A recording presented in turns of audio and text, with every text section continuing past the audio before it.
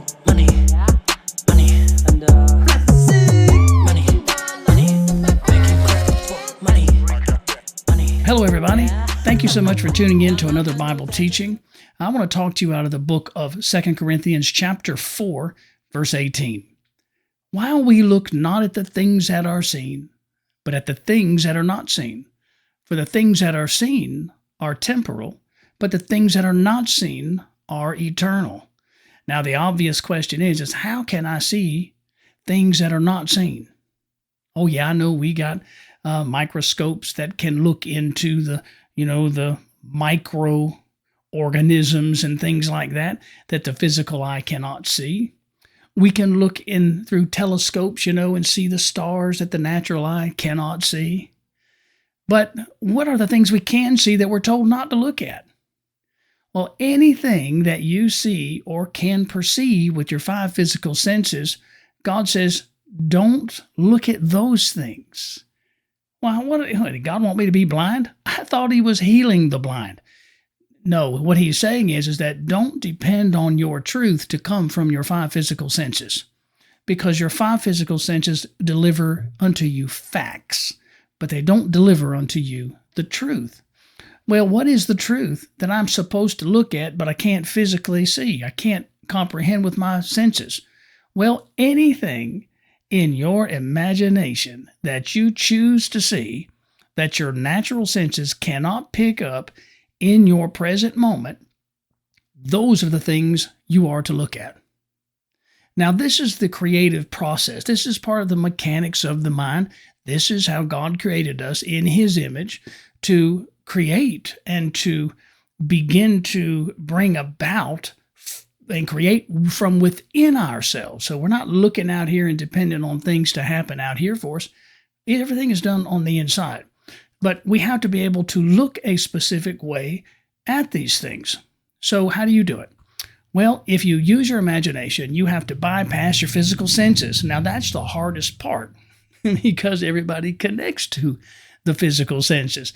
That's what we would say a rational mind would be looking through and gathering all the information. He's a rational person because he's logical. He uses those physical senses to pick up all that information.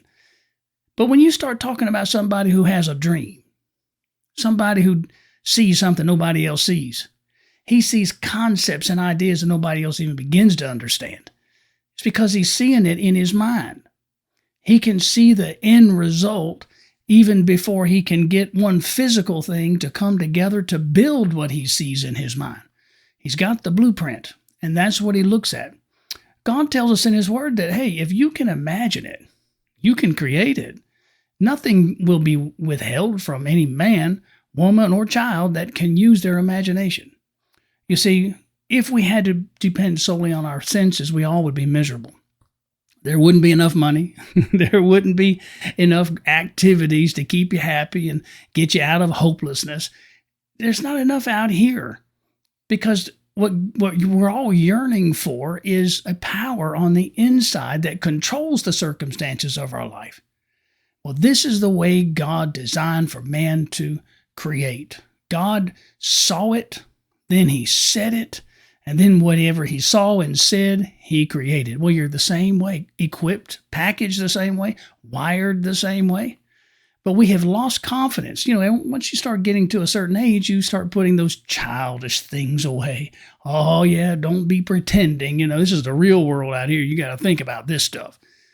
But where do you think the vision comes to invent something new? It comes through ideas. And ideas that men will focus on become concepts, become strategies.